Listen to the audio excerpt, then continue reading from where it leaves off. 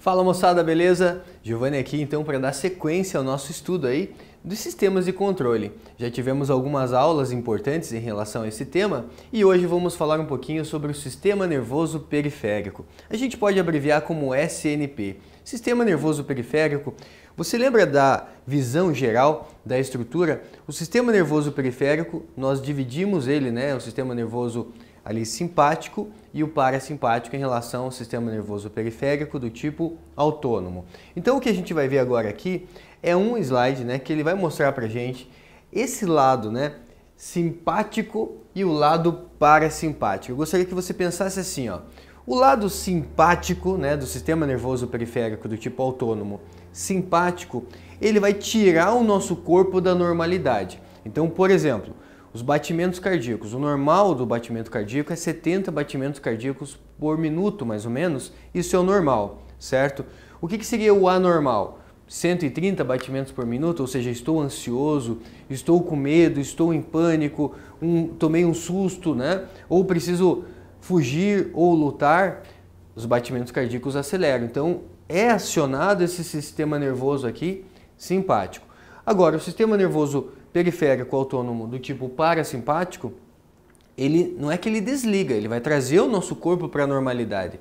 Então, através da acetilcolina, ele traz o nosso corpo para a normalidade, ou seja, trazendo os batimentos cardíacos a 70 batimentos por minuto. Então, com essa ideia, vamos entender então um pouquinho do sistema nervoso periférico aí, autônomo, simpático e parasimpático.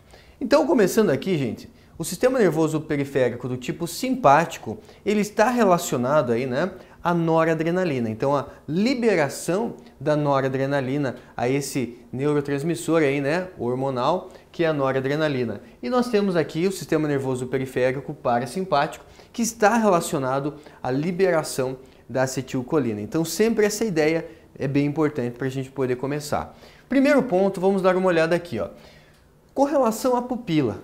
A pupila é relacionada ali à abertura, né? Você tem a íris no olho e a íris que está determinando ali, por exemplo, a cor do seu olho, mas a íris tem uma abertura e essa abertura é a pupila. Talvez você já fez algum exame que você pinga, né, o colírio e um colírio especial que ele vai dilatar a sua pupila. E ao dilatar a sua pupila, então você já teve a sensação de dilatar a pupila e um dia que, né, tá claro, isso praticamente a gente fica meio cego.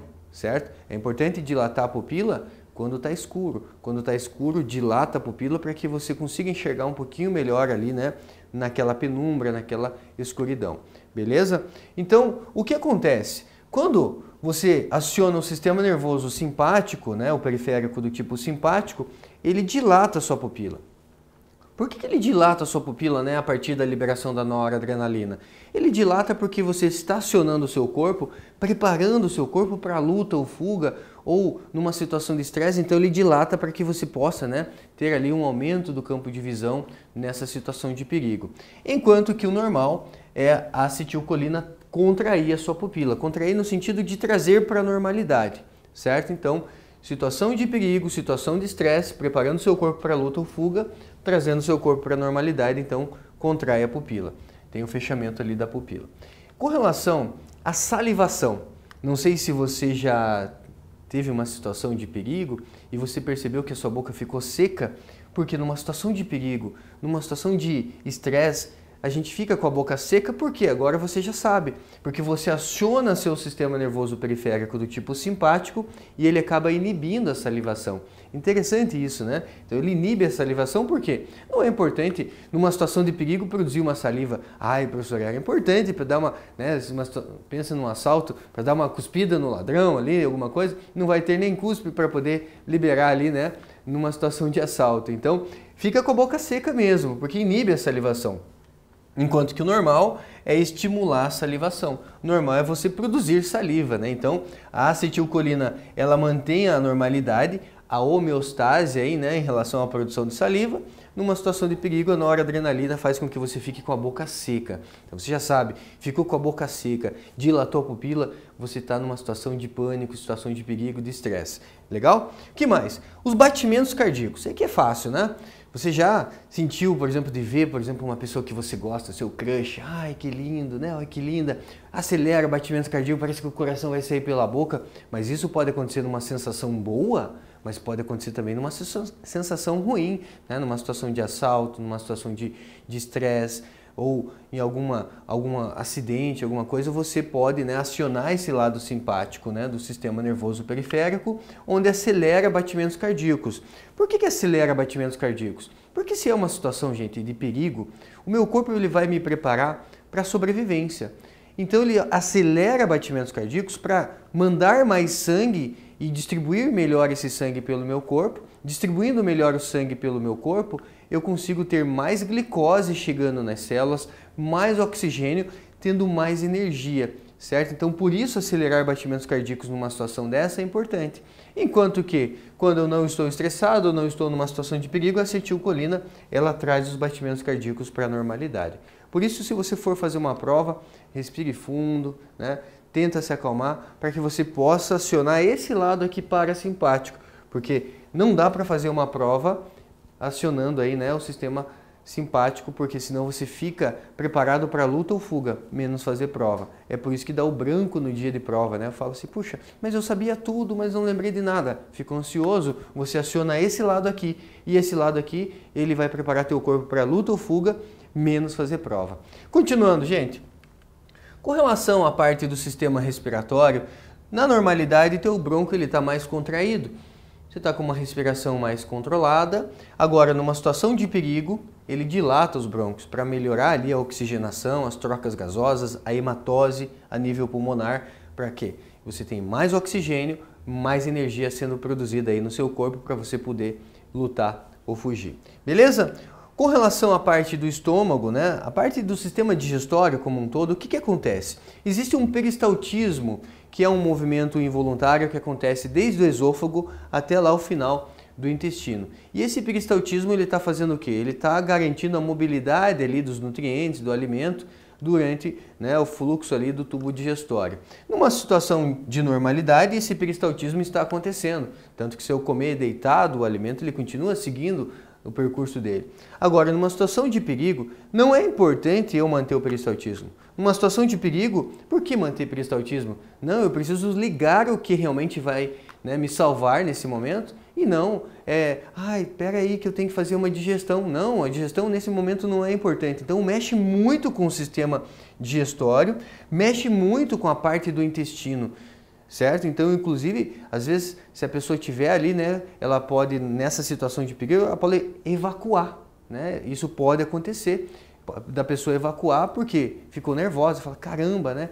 Fez, né, o número 2 ali, evacuou numa situação de perigo. Pode acontecer, por quê? Porque acaba desligando, não é importante o tubo digestório, o sistema digestório nessa situação de perigo, certo? Da mesma forma que a gente viu a produção de saliva.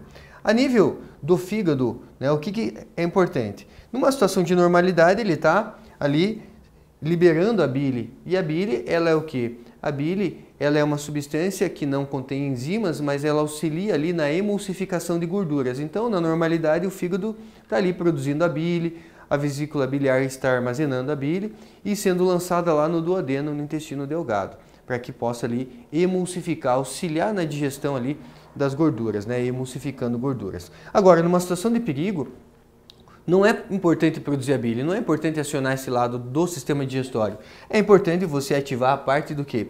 A parte de você liberar glicose. O fígado, ele armazena glicose na forma de glicogênio. Então, em uma situação de perigo, ele pode liberar uma grande quantidade de glicose para que você possa ter mais energia aí, né? A glicose garante energia para as nossas células, porque as nossas células utilizam a glicose como fonte de energia ali para poder oxidar essa glicose e produzir o ATP, que é a moeda energética das nossas células. Então, no caso do simpático, libera a glicose, do parasimpático libera a bile, né? O fígado libera a bile para auxiliar ali, né, no processo digestório. E aí, com relação à bexiga urinária, numa situação de normalidade, você está aí talvez com vontade de fazer um xixi, mas você está ali segurando, né? Temos aqui esse controle de segurar o xixi. Agora, numa situação de perigo, o que acontece? Às vezes a pessoa faz xixi nas calças, né? Talvez isso já aconteceu com você. E isso também é bem nítido com animais. Você que tem um animalzinho, às vezes você está chegando em casa e o seu cachorrinho lá faz xixi, não vou falar nas calças que não tem, né? Mas faz xixi e aí, sabe o que às vezes a pessoa faz? Bate no animalzinho, fala, não, você não pode fazer xixi. Não faça mais isso, né? Não bata no animalzinho porque agora você vai entender. Ele gosta tanto de você, mas ele gosta tanto de você que ele ficou tão emocionado, mas tão emocionado que acionou o lado simpático dele. Ele ficou numa euforia, aumentou o batimento cardíaco e nesse momento ele acabou ali urinando, acabou fazendo um xixizinho. Então ele ficou muito emocionado, é sinal que ele te ama, é sinal que ele gosta muito de você. Então, da próxima vez que o seu animalzinho fizer isso, né, tenha um pouco de paciência, faça um carinho nele, talvez dá uma palavra corretiva, né? Mas faça um carinho porque ele precisa. Nesse momento ele está emocionado em te ver, certo? Isso pode acontecer com animais. E aí, galera, nós temos ainda, né, aqui a questão das glândulas chamadas de suprarrenais ou adrenais. São essas glândulas que ficam em cima dos rins, chamadas de suprarrenais ou adrenais, que liberam adrenalina e noradrenalina. Produzem adrenalina e noradrenalina. Então pode acontecer o quê? Pode acontecer de liberar mais, né? Nessa situação de estresse e perigo, libera mais adrenalina e noradrenalina. Lembrando que a adrenalina, ela está relacionada também a quando você pula de um paraquedas, quando faz lá um esporte radical ou anda numa montanha-russa que você fala uhul, né? Aquele uhul significa que você está liberando uma descarga de adrenalina, mas uma coisa é você estar numa situação de diversão. Isso é gostoso, é viciante, né? Quando a pessoa que pula de paraquedas uma vez, se ela não tiver medo, ela quer pular de novo. Vai na montanha-russa uma vez, quer ir de novo. Se não tiver medo, isso acaba sendo gostoso. Por quê? Porque o campo visual está te mostrando que você está ali numa diversão e não numa situação de perigo, certo?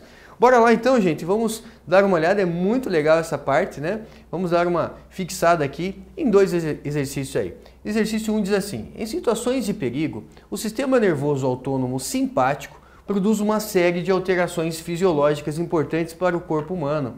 Essa resposta do organismo é chamada de reação de luta ou fuga e provoca a liberação de adrenalina e noradrenalina na corrente sanguínea. Adrenalina e noradrenalina são, né, ali substâncias químicas muito próximas, então liberada na corrente sanguínea. A liberação desse hormônio resulta na redução do seguinte processo vital. Resulta na redução? Ela acelera o batimento cardíaco, mas o que reduz?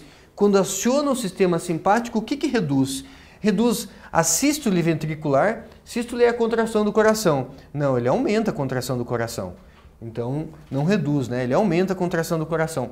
Ele reduz o batimento cardíaco? Não, ele aumenta o batimento cardíaco. Então, falso, letra B. Dilatação brônquica? Não, ele aumenta a dilatação brônquica, você viu ali comigo, né?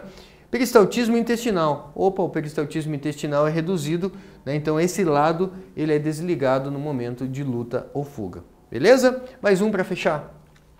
Um ataque com gás tóxico deixou dezenas de mortos, né? Em Khan Sheikhoun, não sei se eu falei correto, né? Mas em Khan Sheikhoun, cidade síria, controlada por opositores do ditador Bashar al-Assad, a ONG Observatório Sírio de Direitos Humanos falou em, no mínimo, 58 mortos, entre os quais 11 crianças. O chefe das autoridades de saúde disse acreditar que o gás sarin. Tivemos problemas aí, né, em relação, aqui você tem a data 2017, em relação a esse gás sarin, né, que foi utilizado. Sabe-se que esse gás sarin é um composto organofosforado que inativa a enzima acetilcolinesterase humana, responsável por degradar a acetilcolina. Então imagine o seguinte, a acetilcolina, por exemplo, ela permite contração da musculatura. Então quando eu libero a acetilcolina, isso ajuda na contração da musculatura, certo? E no coração ela faz o contrário, no coração a acetilcolina, ela traz os batimentos cardíacos para a normalidade, certo? Enquanto a adrenalina acelera os batimentos cardíacos.